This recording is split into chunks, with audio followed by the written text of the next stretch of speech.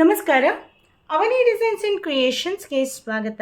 Friends, ನಾವು ಇವತ್ತು ಸೀರೆಯ ಬಾರ್ಡರಿಂದ ಇಷ್ಟೇ ಸಣ್ಣ ಬಾರ್ಡರ್ ತೊಗೊಂಡಿದ್ದೀನಿ. ಸೀರೆಯ ಬಾರ್ಡ್ರಿಂದ ಇವತ್ತೊಂದು ಸೂಪರ್ ಆದ ವಿಡಿಯೋವನ್ನು ಮಾಡೋಣ ಬನ್ನಿ. ಫ್ರೆಂಡ್ಸ್, ನಾನಿವತ್ತು ಸೀರೆಯ ಬಾರ್ಡರನ್ನು ಕಟ್ ಮಾಡಿ ಇಟ್ಕೊಂಡಿದ್ದೀನಿ. ಒಂದು ಸ್ವಲ್ಪ ಸೀರೆಯ ಭಾಗವನ್ನು ಕೂಡ ಕಟ್ ಮಾಡ್ಕೊಂಡಿದ್ದೀನಿ. ಕೆಳಗಡೆ ಇದು ನಾರ್ಮಲ್ ಆಗಿ ಇರೋದು. ಈಗ ಇದರಲ್ಲಿ ಏನು ಮಾಡೋಣಪ್ಪ ಅಂತಂದರೆ, ನಾವು ಬರ್ತಡೇ ಮತ್ತು ಮನೆಗೆ ಗೆಸ್ಟ್ ಬಂದವಾಗ ಅವ್ರ ಜೊತೆ ಮಕ್ಕಳು ಬಂದಿರ್ತಾರೆ. ಮಕ್ಕಳಿಗೆ ಅಂತ ಕೊಡಲಿಕ್ಕಾಗಿ ಇವತ್ತು ನಾವು ಸಣ್ಣ ಕಾಯಿನ್ ಪರ್ಸನ್ನು ಮಾಡೋಣ. ಹೇಗೆ ಮಾಡೋದು ಅಂತ ಈ ವಿಡಿಯೋದಲ್ಲಿ ನಾನು ಡೀಟೇಲಾಗಿ ತೋರಿಸ್ತೀನಿ. ಈ ರೀತಿ ಸಣ್ಣ ಬಾರ್ಡರ್, ನಾವೊಂದು 2.5-3 ಇಂಚಿನ ಬಾರ್ಡರನ್ನು ಒಂದು ರೋಲ್ ಪೂರ್ತಿ ಪರ್ಚೇಸ್ ಮಾಡಿಕೊಂಡು ತೊಗೊಂಬಂದುಬಿಟ್ರೆ ಈ ರೀತಿಯಾಗಿ ಮಾಡಿಕೊಂಡು ಒಂದು 10-15 ಎಲ್ಲ ಮಾಡಿ ಇಟ್ಕೊಳ್ಬೋದು. ಆವಾಗ ಮಕ್ಕಳು ಬಂದಾಗ ಕೊಡಲಿಕ್ಕೂ ಕೂಡ ಚೆನ್ನಾಗಿ ಆಗುತ್ತೆ. ಈಗ ಹೇಗೆ ಮಾಡೋದು ಅಂತ ನೋಡೋಣ. ನಾನು ಇಲ್ಲಿ ಯಾವ ಅಳತೆಯನ್ನು ತೊಗೊಂಡಿದ್ದೀನಿ ಅಂತಲೂ ಕೂಡ ಹೇಳ್ತೀನಿ. ಅಂದರೆ ತುಂಬ ಸಣ್ಣದಾಗೂ ಆಗಬಾರ್ದು, ತುಂಬ ದೊಡ್ಡದೇನೂ ಬೇಕಾಗಲ್ಲ. ಅದಕ್ಕಾಗಿ ಒಂದು 10 ಇಂಚಿನ ಉದ್ದದ ಬಟ್ಟೆಯನ್ನು ತೊಗೊಂಡಿದ್ದೀನಿ. ಹಾಗೆ ಅಗಲ ಬಂದು 3 ಇಂಚು ಇದೆ. ಓಕೆನಾ? ಇಷ್ಟೇ ಸಾಕಾಗತ್ತೆ. ನಾವು ಇದಕ್ಕೆ ಲೈನಿಂಗ್ ಬೇಕಾದರೆ ಕೊಟ್ಕೊಬೋದು. ಇದು ತೆಳು ಇದೆ, ಕೊಟ್ಕೊಂಡ್ರೂ ಕೂಡ ನಡೆಯುತ್ತೆ. ನಾನೇನಿಲ್ಲ ಲೈನಿಂಗು ಕೂಡ ಕೊಡ್ತಾ ಇಲ್ಲ. ಜಸ್ಟು ಸಿಂಪಲ್ಲಾಗಿ ಒಂದು ಪೌಚನ್ನು ಹೊಲಿದು ತೋರಿಸ್ತೀನಿ.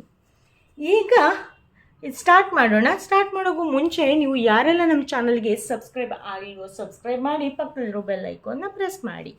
ಈಗ ನಾನೇನು ಮಾಡ್ತೀನಿ, ಜಿಪ್ಪನ್ನು ತೊಗೋತೀನಿ. ಹಾಗೆ ನಮ್ಮ ಫೇಸ್ಬುಕ್ ಪೇಜನ್ನು ಕೂಡ ಫಾಲೋ ಮಾಡಿ.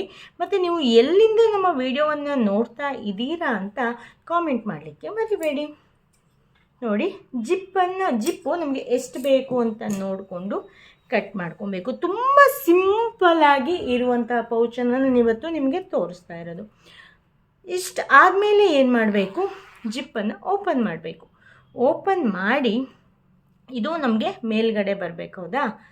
ಈಗ ನೋಡಿ, ಇದು ಈ ರೀತಿ ಆಗಿದೆ. ಇದು ಮೇಲ್ಗಡೆ ಬಾರ್ಡ್ರು.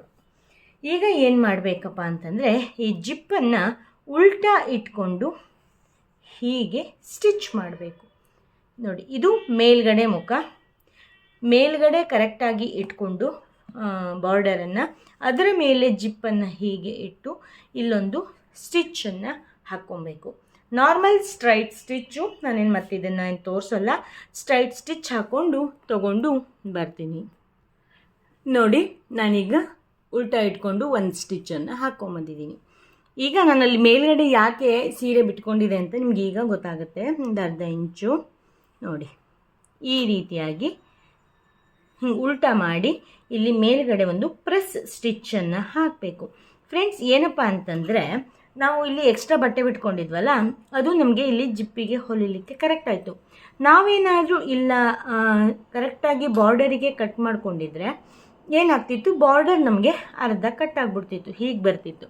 ಅದಕ್ಕಾಗಿ ನಾನು ಬಾರ್ಡರ್ಗಿಂತ ಒಂಚೂರು ಮೇಲ್ಗಡೆ ಕಟ್ ಮಾಡಿ ಇಟ್ಕೊಂಡಿದ್ದೀನಿ. ಈಗ ಇಲ್ಲಿ ಪ್ರೆಸ್ ಸ್ಟಿಚ್ಚನ್ನು ಹಾಕ್ಕೊಂಡು ತೊಗೊಂಡು ಬರ್ತೀನಿ. ನೋಡಿ, ಪ್ರೆಸ್ ಸ್ಟಿಚ್ಚು ಆಯಿತು. ಈಗ ಏನು ಮಾಡಬೇಕು, ಇದಕ್ಕೆ ಒಂದು ರನ್ನರನ್ನು ಹಾಕಬೇಕು. ರನ್ನರನ್ನು ಯಾವ ರೀತಿ ಹಾಕ್ಕೊಬೇಕಪ್ಪ ಅಂತ ನಾನು ಪೂರ್ತಿ ಡೀಟೇಲಾಗಿ ವಿಡಿಯೋವನ್ನು ಹಾಕಿದ್ದೀನಿ. ನೀವು ಅದನ್ನು ನೋಡಿಲ್ಲ ಅಂತಂದರೆ ಪ್ಲೀಸ್ ನೋಡಿ.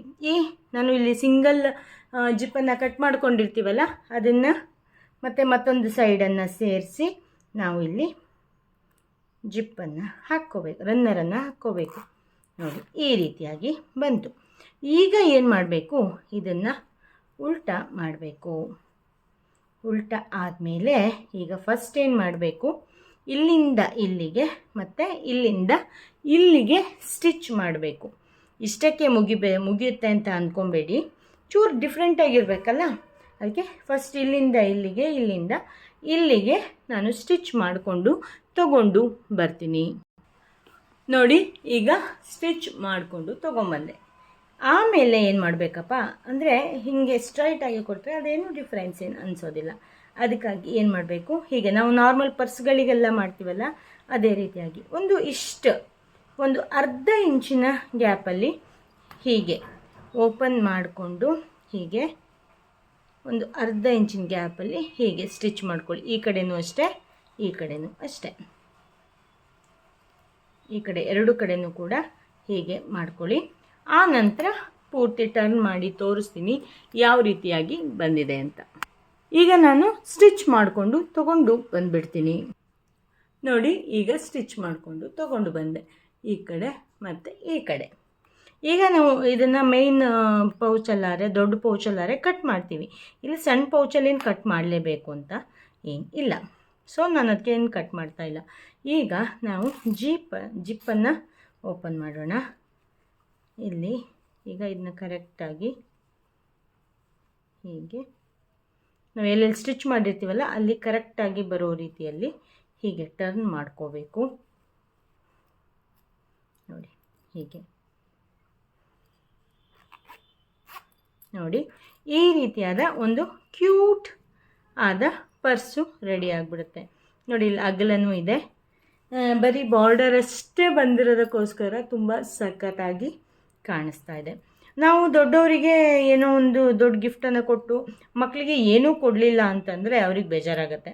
ಅಂಥ ಸಮಯದಲ್ಲಿ ಇಷ್ಟು ಸಣ್ಣ ಪರ್ಸ್ ಆದ್ರೂ ಕೂಡ ನಾವು ಮಕ್ಕಳಿಗೆ ಕೊಡೋದ್ರಿಂದ ಅವರಿಗೆ ಏನೋ ಒಂಥರ ಖುಷಿ ಆಗಿರುತ್ತೆ.